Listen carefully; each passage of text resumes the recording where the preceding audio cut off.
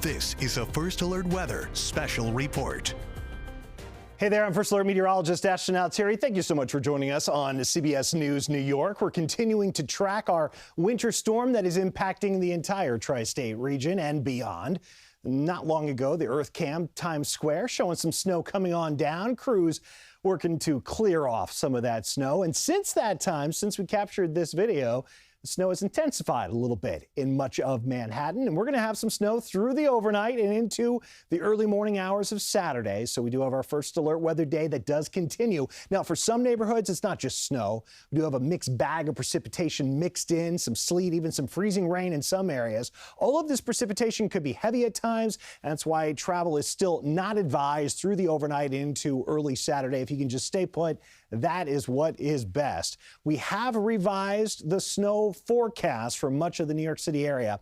Now about 2 to 5 inches, and it looks like for many neighborhoods we'll be closer to the 2-inch amount. Now, if you're north or east, it's a different story. Much higher snowfall totals, especially in the Hudson Valley. And again, travel disruptions likely, and that's why we have the First Alert weather day. Snow reports as of about 9 o'clock. Marbletown, New York, up in Ulster County, up in the Hudson Valley. We are approaching 9.5 inches of snow. Those areas up there, including ski areas like Hunter and Bel Air, they're going to be the big winners. And that's where a lot of us like to see the bigger snow. Montvale, New Jersey, just south of the New York line there, north central New Jersey, 2.2 inches. Sparta, New Jersey, about 1 inch.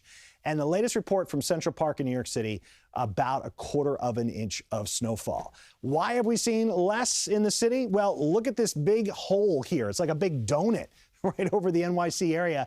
We refer to this as a dry slot. That's a lot of dry air that has mixed in, and that has decreased the amount of moisture available for the snowfall in the immediate metro area. Different story again, north and to the east. And where you see the pink and the purple on this map, that's where we have a mix of precipitation. We've been expecting that for central New Jersey, down toward Trenton, down toward Philadelphia, where there's more and more ice compared to snow that we have farther north in the New York area. It's plenty cold at the surface for snow. It's just that just above the surface, temperatures are a little bit warmer. New York City at Central Park, 27 degrees at the 10 o'clock hour. But we've got the southeasterly breeze bringing in just slightly warmer air above the ground.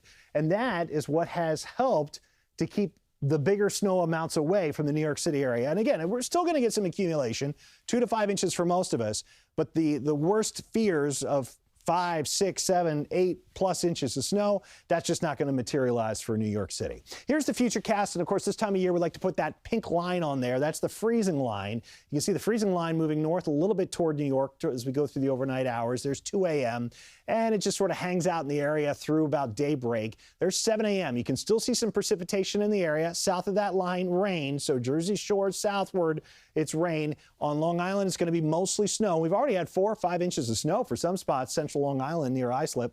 Here's 1 o'clock in the afternoon tomorrow on Saturday. By that point, we are completely done with the precipitation. And again, for most areas, we're looking at about 2 to 5 inches of total snowfall. After this storm moves through, the rest of the weekend, final weekend of the year, of course, is going to be dry, but then things start to change. Sunday afternoon, moisture to the west of us in Pennsylvania and into the Ohio River Valley. That moisture moves east into the tri-state area Sunday night into Monday morning. This is going to be all rain.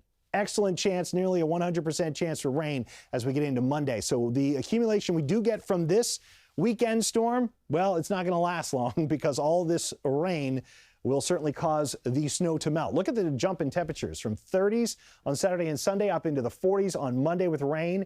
And then it's chilly but dry as we ring in the new year. Wednesday night, we're looking at temperatures dropping into the 20s. We'll keep you posted right here on CBS News New York. This has been a First Alert Weather Special Report.